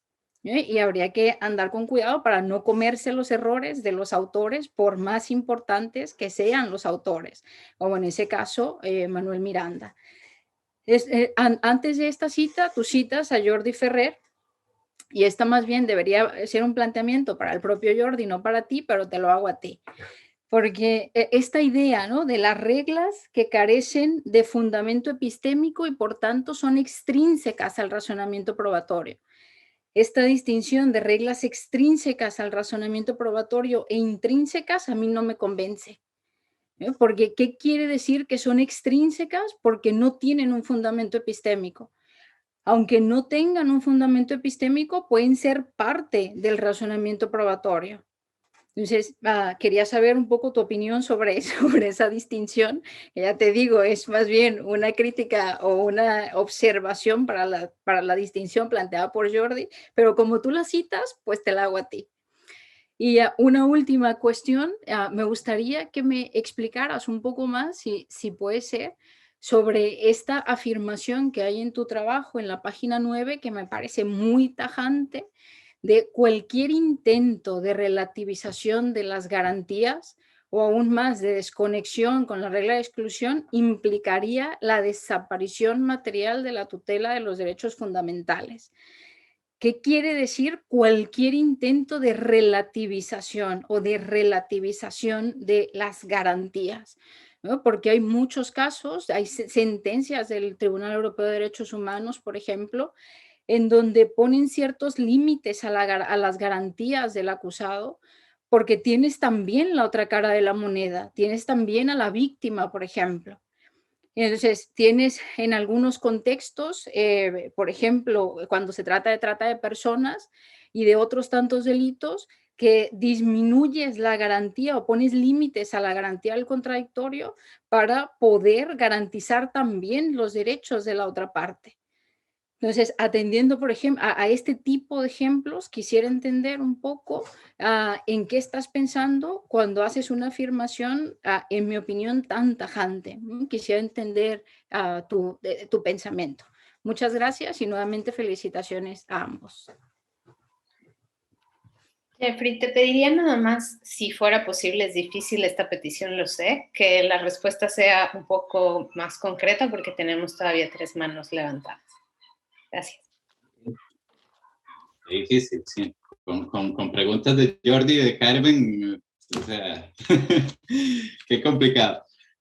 Bueno, vamos a ver, en cuanto a las críticas de Jordi, yo creo que lleva razón, ¿verdad? Es la misma línea en la misma línea que lo que dije con respecto a Daniel, ¿verdad? Efectivamente, me parece que tal vez uno tiende a caer a veces en la trampa de incurrir en lo que se está criticando, ¿verdad? Tal vez la utilización de conceptos de dignidad humana o el tema de la dimensión humanista sin llenarlos de contenido, pues ha sido un error, ¿verdad? Algo que hace flaco o que convierte en flacos algunos argumentos que se exponen en el trabajo, y efectivamente es así, ¿verdad? No puedo hacer más que aceptar la flaqueza. Sobre el tema de la ilicitud en diferentes etapas o momentos de la actividad probatoria, creo que también eso es un punto importantísimo que sería muy interesante abordar en el futuro. Y la falta de información empírica, claro, que también lo hilo un poco con lo que ha dicho Carmen, ¿verdad? El planteamiento incluso, nadie me va a creer en ese momento, pero en un primer momento, yo lo que quería hacer era plantearlo tal y cual lo acaba de decir Carmen, ¿verdad? Es decir, iniciar con la parte empírica con ese tema concreto. Solamente que al final decidí como hacer una introducción que se volvió una parte muy fuerte del trabajo, que fue la parte descriptiva, ¿verdad? Porque de alguna manera me superó la cantidad de información que existe con respecto al tema de la ilicitud probatoria, los conceptos generales, y como me encanta Manuel Miranda Estrampes, también me fui metiendo en el mundo de la prueba ilícita y me comió el tema, ¿verdad? Esto es sumamente apasionante. Y hubo esa inversión de la fórmula final de la estructura del trabajo. Juro que fue así, pero evidentemente fue un error y concuerdo con Carmen. Y efectivamente también hay falta de información empírica. Lo que pasa es que es dificilísimo, es muy complejo conseguir, digamos, información de calidad. Las agencias policíacas, por ejemplo, son extraordinariamente cerradas como para brindar información, aún para funcionarios judiciales, ¿verdad? Que la solicitemos, aún, digamos, gestionando, en el caso costarricense, ante el Consejo Superior del Poder Judicial, permisos para recabar información. Finalmente hay muy poca anuencia para recabar información empírica, para tener acceso a expedientes, para tener acceso a informes. Entonces, esto es una labor bastante complicada, pero realmente sí me interesa hacerlo en algún momento y llenar estos vacíos que con muy buen tino pues han observado tanto Jordi como Carmen. Quisiera nada más referir un tema sobre las racias, que Jordi decía que, bueno, no queda claro cómo puede disuadir o no a la policía. El tema de la ilicitud sobre las racias. Vamos a ver, yo creo...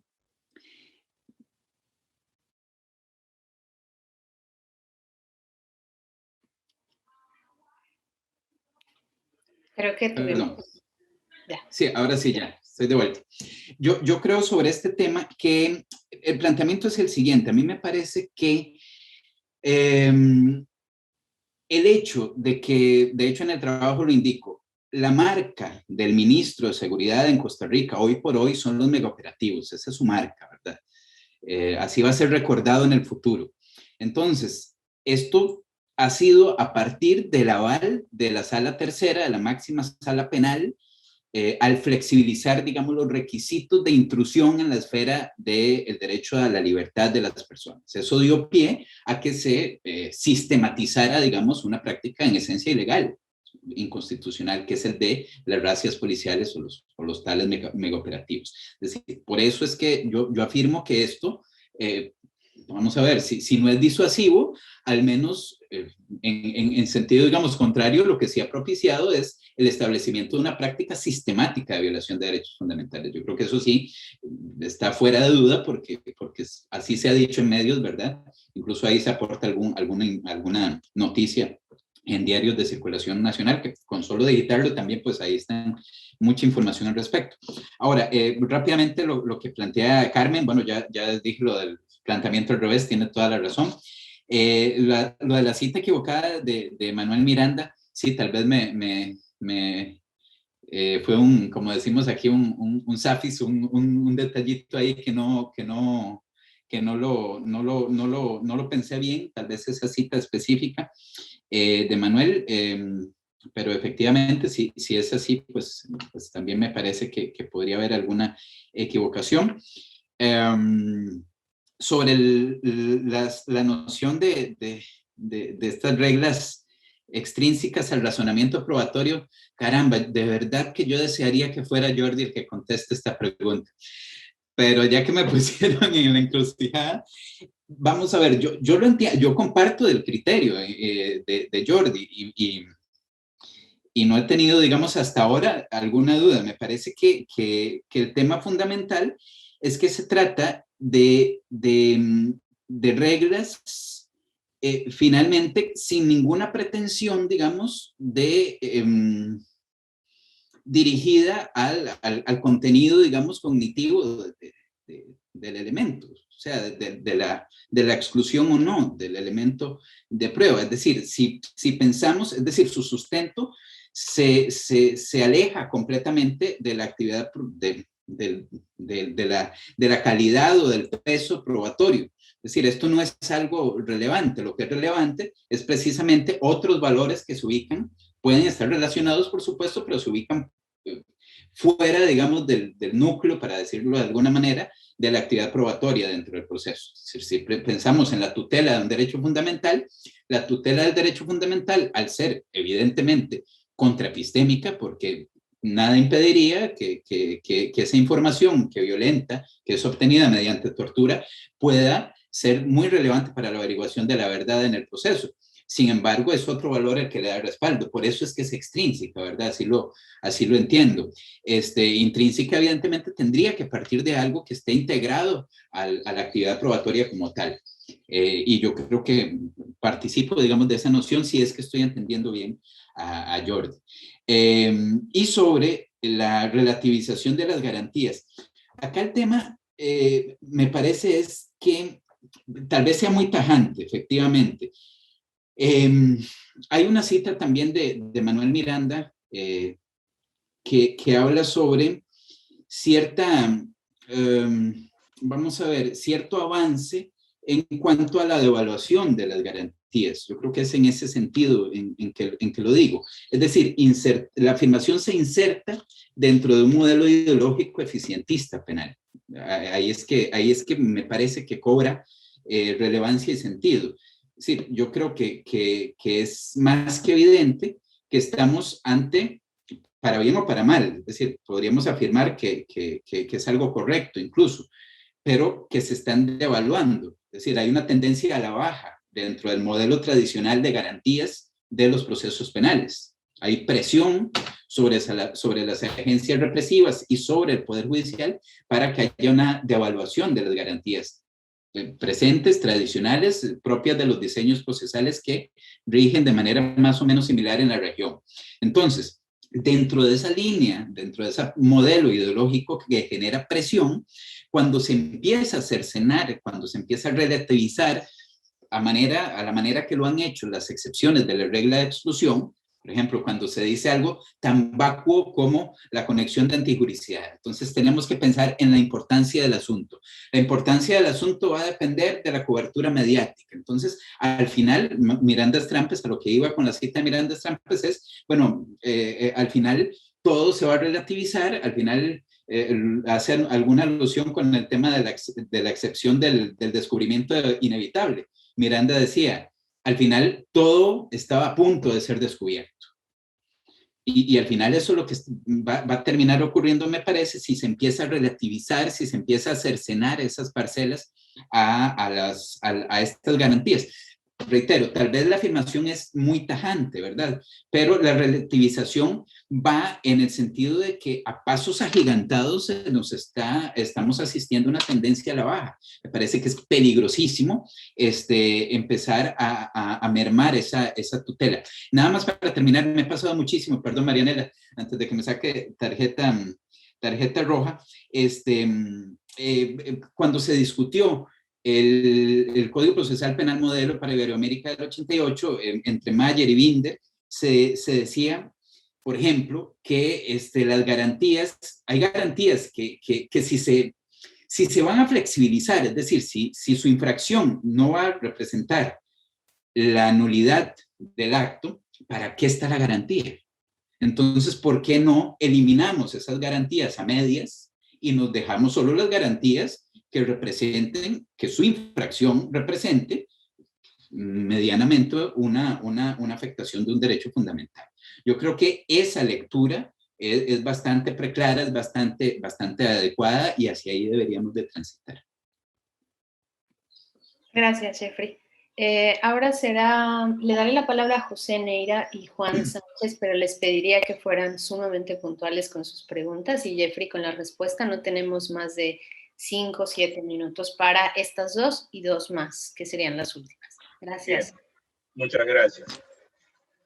Bueno, de lo que he escuchado a Jeffrey, me parece que tendría que haber sido más concluyente porque no solamente el problema es en su país, incluso en menor medida, porque como él ha dicho, casi no hay crimen organizado, no solamente en México hay crimen organizado, en Perú, no te imaginas cómo es, Jeffrey, especialmente en delitos de corrupción, en delitos de trata de personas, en tráfico ilícito de drogas. No sé si somos el número 2 o el número 1 en producción de drogas en el mundo. No sé si estamos primero de Colombia o segundo de Colombia, porque eso va oscilando, es lo único que nos disputamos esos puestos en Perú. Entonces, el tema está que acá en Perú, yo creo que tu trabajo debió ser más concluyente, porque tú hablas de la conexión de antijuricidad, y yo acá hace como 10 años, en la Universidad Nacional Mayor de San Marcos, escuché a don Vicente Jimeno Sendra, que tú sabes seguramente y todos, es español, ha sido magistrado 10 años del Tribunal Constitucional, un honorable magistrado que lamentablemente el 2020 también se convirtió en inmortal, igual que el maestro Miquel Tarufo, y él decía que él no entendía qué cosa era la conexión de antijuricidad. Él decía eso de lo que la Corte Suprema Española había establecido. Muchos trabajamos con sentencias de la Corte Suprema, pero seguro que todos ustedes conocen una de febrero del 2017, que es el caso de Delgado Cova, que se deriva del caso Falciani.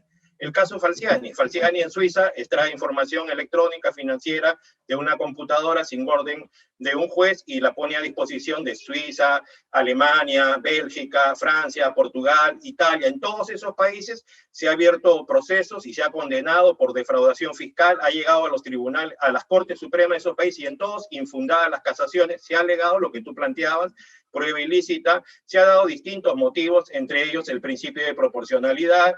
Llega a España y en el caso de Delgado Cova no solamente utilizan esto último, sino dicen, si esta prueba ha valido en Alemania, ha valido en Italia, ha valido en Francia, ha valido en Suiza, para nosotros los latinoamericanos, hay un alto concepto del respeto que hay de la justicia en Europa continental y en los países que te he citado, y del respeto a los derechos fundamentales, que también creo que eso es importante, porque por eso estamos estudiando nosotros en Girona, en España, en otras universidades, porque calificamos altamente la cientificidad de estos centros.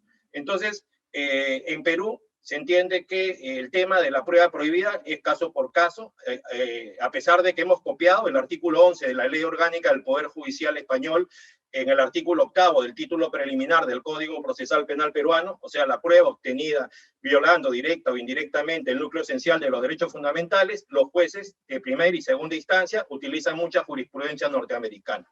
Mucha jurisprudencia. Ha citado mucho a Manuel Miranda Strampes, pero no ha citado esto. Esta es la última obra de Manuel Miranda Strampes, que en el 2019 la terminó Jordi Neva Fenoli, que cita. Jordi Ferrer Beltrán le alcanzó los documentos que Diana, la esposa de Manuel, se lo entregó, y entonces esto es lo último que hay, y hay que trabajar, creo que con lo último. ¿Y sabes lo que dice acá mi amigo Manuel Miranda Strampes? Crónica de una muerte anunciada, y por lo tanto la prueba prohibida. Entonces, ¿qué pasa? Se supone que hubo una época de auge, un intermedio, y ahora está en decadencia. Ahora hay 32 excepciones para que no se excluya la prueba prohibida. Entonces, lo que yo digo, en Perú, la verdad que no sé si la policía dolosamente o por negligencia, en un tema tan elemental, tú hablas de las racias, ya las racias ya la abandonamos ya. ¿Por qué? Antes era en los conos. En los conos me refiero a los sitios donde la gente pobre vive. Iban allá por el tema de no documentación a ver si encontraban gente que estaba vinculada a delitos. Ahora hay mega operativos, pero por temas concretos, con motivación de Fiscalía y Judicatura, y por grandes operativos por corrupción y por otros delitos. Entonces, creo yo que tu trabajo es valioso, porque acá en el tema de la prueba prohibida, los juristas no se ponen de acuerdo ni siquiera en cuál es el mejor nombre, prueba prohibida o prueba ilícita. Y por lo tanto, debe ser más concluyente. Creo que debes entrar a este tema para que nos puedas ayudar más en cada país. Nosotros, ni nuestro Tribunal Constitucional se pronuncia sobre esto cuando se trata de expresidentes de la República, Ollantumala, Nadine Heredia, pero no es jurisprudencia vinculatoria. En la Corte Suprema, yo trabajo hace 12 años, soy juez, no hay una jurisprudencia vinculatoria. Sí, es tema concreto, y por lo tanto te rogaría, y a lo que dijiste, acá en Perú sí se puede excluir prueba prohibida desde el juzgado de investigación preparatoria, porque se podría utilizar en la prisión preventiva, en el requerimiento, se puede excluir ahí en etapa intermedia y en juicio oral. Entonces te rogaría, Jeffrey, si podrías ayudarnos y decirnos qué hacemos en estos casos, porque se entiende que la policía va a continuar incurriendo en prueba prohibida, y si la excluimos vamos a tener problemas. Y te recomiendo un caso, en el Perú, recurso de nulidad 817-2016 sobre prueba prohibida, compra de 400 patrulleros por el Ministerio de Interior, concertación con la Policía Nacional para cometer delitos de colusión. Gracias, Jeffrey. Juan, por favor, muy puntual la pregunta, por favor. Muy buenos días, saludos a todos y felicitaciones a Jeffrey y Daniel, muy buenos amigos. Bueno, muy puntualmente, y ustedes me entenderán porque son expertos en tema de prueba prohibida. Los hallazgos casuales, que son recurrentes en los megaoperativos, desde una perspectiva epistemológica, ¿cómo lo resolverían ustedes? ¿Cómo resolverían este tema? ¿A favor de los derechos o a favor de la verdad? Bueno, nada más. Muchas gracias. Gracias, Juan. Jeffrey.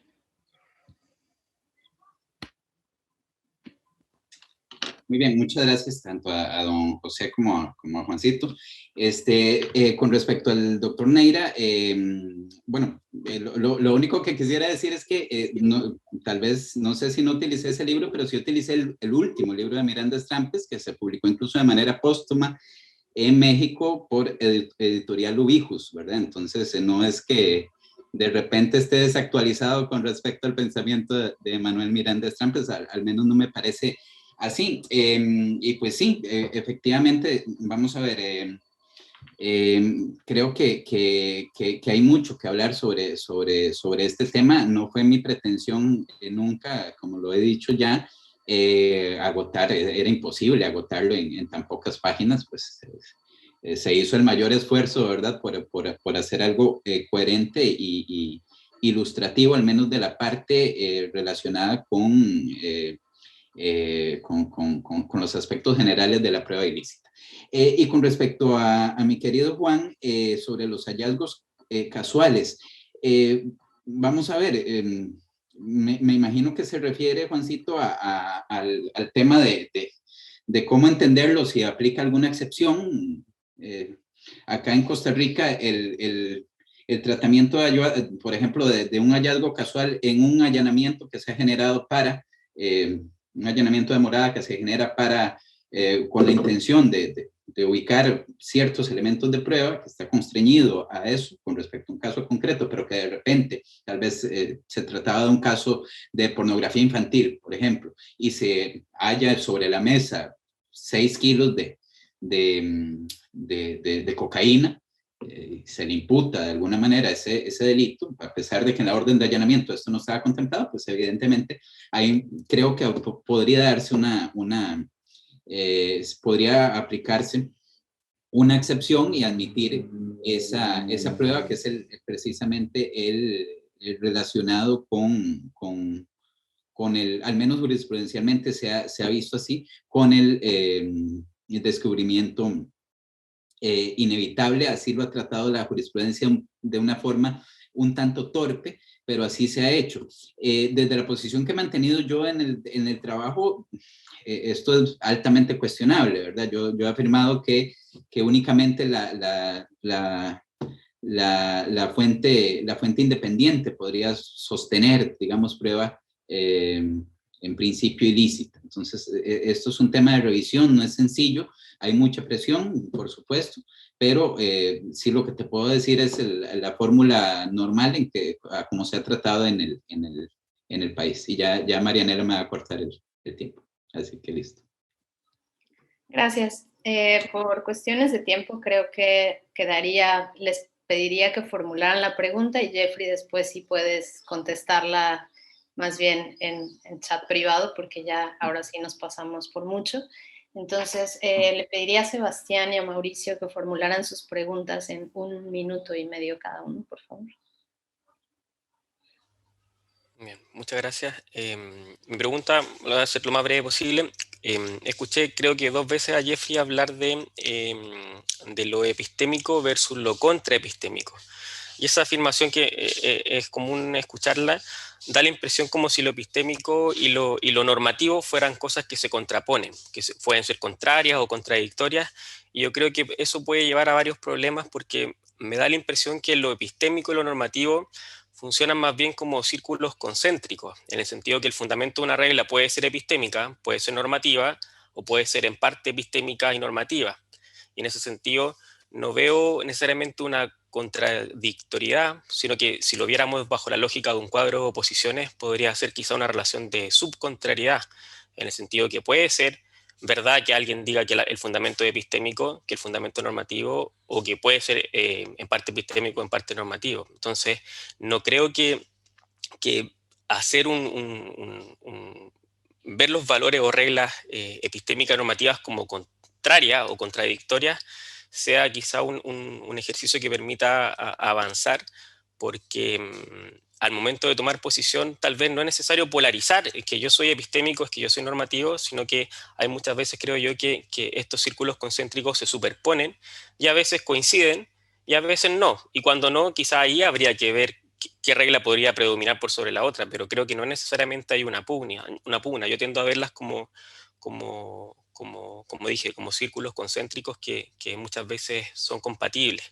Entonces es porque, en cuanto a lo que decía Jeffrey, conceptualmente podría ser más ilustrativo de la real relación que existe entre estos valores, para después tomar posición sobre a cuál círculo me acerco más. Eso. Gracias, Sebastián. Mauricio. Voy muy rápido. Respecto de la afirmación de la exclusión temprana, digamos, de la prueba ilícita, creo que hay que matizar, digamos. Yo distingo ahí algunos momentos, digamos. El control de identidad, que de hecho lo mencionó, la discusión de medidas cautelares, la audiencia de preparación, la audiencia de juicio oral, ¿verdad? ¿Por qué lo planteo? Porque en el fondo los antecedentes pueden ir variando, digamos. Imagina un juez que otorga, digamos, a la orden, una autorización determinada, una orden de detención o una orden de allanamiento, etc. Pero las informaciones que tuvo por base eran falsas. ¿Te fijas? Por lo tanto, una prueba que en principio podría parecer haberse obtenido de manera lícita, podría terminar siendo, a fin de cuentas, una prueba ilícita. ¿Te fijas? Entonces, esa decisión, digamos, hasta la audiencia de preparación puede ir variando, digamos. Entonces, me parece que ahí hay un punto, digamos. Lo segundo, bueno, a lo menos en Chile la influencia norteamericana es evidente, digamos, incluso de mala forma, digamos, llevando más allá de los límites posibles las excepciones como las de buena fe, como el descubrimiento inevitable. No hay tiempo para ahondar sobre ello. Sí, hay algunos argumentos, de hecho defendiendo tu postura, que no me convencen, digamos, las críticas que le han hecho.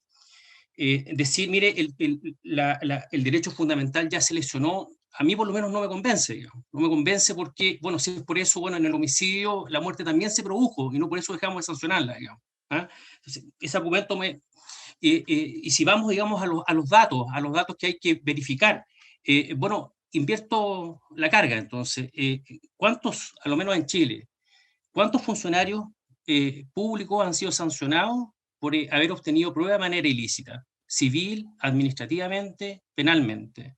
¿Cuántos casos? Yo al menos en 15 años de sistema, más de 15 años de sistema, no conozco ninguno. Y la última afirmación que tampoco me convence es respecto a la dignidad humana, digamos. La dignidad humana, está bien, es un concepto difuso, pero ojo, también son conceptos difusos, la libertad, también son conceptos difusos, qué sé yo, muchos otros valores, la solidaridad, la seguridad, la paz, y no por eso dejamos de utilizarlos, digamos, ya sea como límite de límites, como fundamento de los tratados internacionales, del constitucionalismo moderno, incluso en materia de derecho penal, los delitos como la tortura, etcétera, etcétera, etcétera. Muchas gracias. Gracias, Mauricio. Gracias, Jeffrey, Daniel, a todas las personas que se sumaron a la discusión de esta mesa. Vamos a cerrarla aquí. Jeffrey, te quedará el compromiso de reflexionar con quienes no pudieron tener respuesta a sus preguntas.